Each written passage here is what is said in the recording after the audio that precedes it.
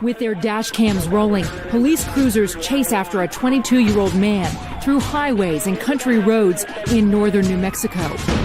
The pursuit is not only dangerous, it's violent. Shots fired. I started hearing, we have an officer injured. That's when I noticed Sergeant Faulk had blood coming from the area of his face. In May 2007, Sergeant Jackie Budd of the San Juan County Sheriff's Office in Aztec, New Mexico, is the first backup to respond to an incident that begins in a nearby town. That's where Lionel Clah gets into a confrontation with friends near a laundromat, and local police are called. Mr. Clah and his party was trying to leave in a vehicle. Bloomfield officer approached them head on with his vehicle, in an attempt to stop them, to find out what was going on.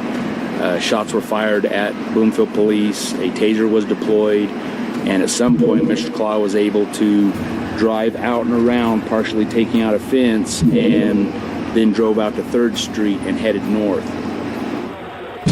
By the time Bud gets to the scene, everyone is gone. Bud rushes to catch up with the suspect, who has 2 others in the car with him. As he closes in on them, he notices the rear passenger door opening. I see a head poke out. Sure enough, somebody comes diving out of the vehicle. And I believe the speed was 97 miles an hour. And I'm thinking to myself, oh my Lord, somebody wanted out pretty bad. Sergeant Budd veers to his right, trying to avoid the passenger who tumbled into the road. And I definitely didn't want to run over this person. He was just with them, and they had all been drinking at the time, and he was just along for the ride, more or less. Another officer stops to help the passenger, who's then taken to the hospital. It's hard to believe, but he has no serious injuries. The situation in the getaway vehicle escalates. The passenger, a woman, fires from the front seat of the suspect's car. I'm thinking to myself, okay, I didn't have any rounds come through my windshield. I didn't hear any impacts on my vehicle, so apparently life is good. The chase continues on, as seen in these 4 different dash cams, and Clah enters the Navajo Nation reservation. By this time, a spike strip has been thrown in the car's path. At the time that I had caught up to the pursuit wasn't high speed at all. The suspect vehicle's tires had already been punctured by spike strips. At one point, it looks as though the chase is over. As Clah drives through the residential area of the reservation, he stops, and the female passenger runs from the car into a house. Then Clah gets out of his car. Lionel Clah actually gets out of the vehicle and points his weapon at me. And I'm thinking at this time, I'm just going to run him over.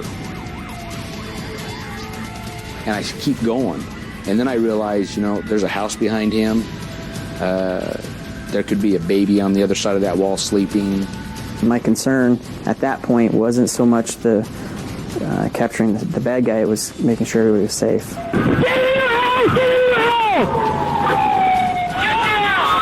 The officers shut down their vehicles and shout commands to Clah, but he's not backing down. Mr. Clah got back in and took off again, and we started another pursuit. At that time, I called out, we need to go ahead and force this vehicle off the roadway. We don't need to let him back in this residential area. A decision is made to initiate the pursuit intervention technique, also known as the pit maneuver. It's just basically where the patrol vehicle kind of nudges the suspect vehicle one way or the other, and it causes the suspect's vehicle to spin out. At that moment, another officer, Sergeant Kory Faulk, rams his vehicle into Clah's car. And I hit him. His arm went up in the air as he was off balance, and he came back and started firing at me. I leaned over my computer and began firing my weapon directly at him through my windshield. There were several officers that were firing rounds at him. I saw that he was down, he wasn't moving anymore, didn't have the gun in his hand, and it was over with at that point. I got out of my unit and was going to engage him again, and noticed that I'd been hit. We have 1 CO2 1012. You've been hit, 41 ER. Sergeant Faulk is hit 3 different times, one on the bridge of his nose, another alongside his head, and a third in his hand. He's immediately taken to a hospital. I could have easily been killed. Clah is also wounded. What stands out, seeing Sergeant Faulk injured like he was, that was a reality check. The female passenger, a juvenile, is discovered to be Clah's girlfriend and is convicted of 2 counts of aggravated assault on a police officer and sentenced to 3 years in prison. Lionel Clah gets 25 years for attempting to murder a police officer.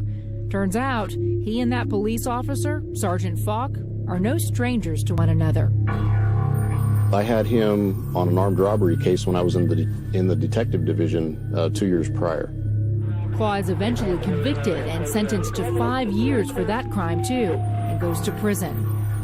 I don't think this guy deserves to get out of prison. I think based on his mentality, he should stay in prison for the rest of his life.